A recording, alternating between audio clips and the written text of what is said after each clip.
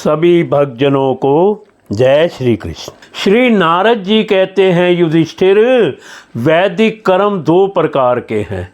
एक तो वे जो वृत्तियों को उनके विषयों की ओर ले जाते हैं, प्रवृत्ति परक, और दूसरे वे जो वृत्तियों को उनके विषयों की ओर से लौटाकर शांत एवं आत्म साक्षात्कार के योग्य बना देते हैं। निवृत्ति परक, प्रवृत्ति परक कर्म मार्ग से बार बार जन्म मृत्यु की प्राप्ति होती है, और निवृत्ति परक भक्ति मार्ग या ज्ञान मार्ग के द्वारा परमात्मा की प्राप्ति होती है। शेन याग आदि हिंसामय कर्म, अग्निहोत्र, दर्श, पूर्णमास, चातुर्मास, पशुयाग, सोमयाग, वैश्वदेव, बलिहरण आदि द्रव्यमय कर्म इष्ट कहलाते हैं, और देवालय, बगीचा, कुआं आदि बनवाना तथा प्याऊ आदि लगाना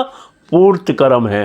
ये सभी प्रवृत्ति परक कर्म हैं, और काम भाव से युक्त होने पर अशांति के ही कारण बनते हैं। प्रवृत्ति परायण पुरुष मरने पर चरु, पुरोडा शादी यज्ञ संबंधी द्रव्यों के सूक्ष्म भाग से बना हुआ शरीर धारण कर धूमाभिमानी देवताओं के पास जाता है।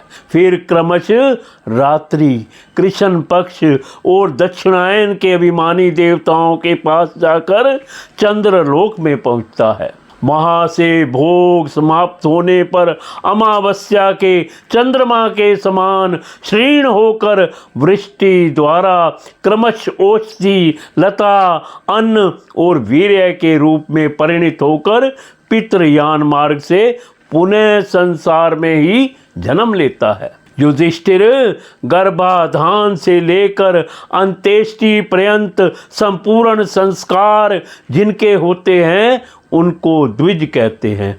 उनमें से कुछ तो पूर्वोक्त प्रवृत्ति मार्ग का अनुष्ठान करते हैं, और कुछ आगे कहे जाने वाले निर्वृत्ति मार्ग का निर्वृत्ति परायण पुरुष इष्ट पूर्त आदि कर्मों से होने वाले समस्त यज्ञों को विषयों का ज्ञान कराने वाले इंद्रियों में हवन कर देता है। इंद्रियों को दर्शन आदि संकल्प रूप मन में विकारिक मन को परावाणी में, और परावाणी को वर्ण समुदाय को आ उ म इन तीन स्वरों के रूप में रहने वाले ओमकार में, ओमकार को बिंदु में, बिंदु को नाद में, नाद को सूत्रात्मारूप प्राण में तथा प्राण को ब्रह्म में लीन कर देता है।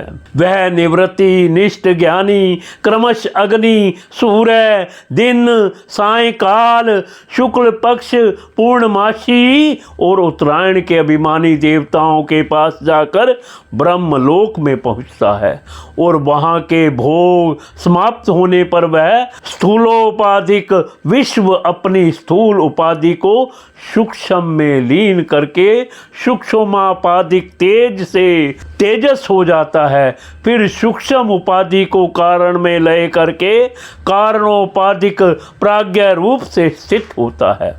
फिर सबके साक्षी रूप से सर्वत्र अनुगत होने के कारण साक्षी के ही स्वरूप में कारणोपाधिक लय करके तुरीय रूप से स्थित होता है। इस प्रकार दृश्यों का लय हो जाने पर वह शुद्ध आत्मा रह जाता है। यही मोक्ष पद है। इसे देवयान मार्ग कहते हैं।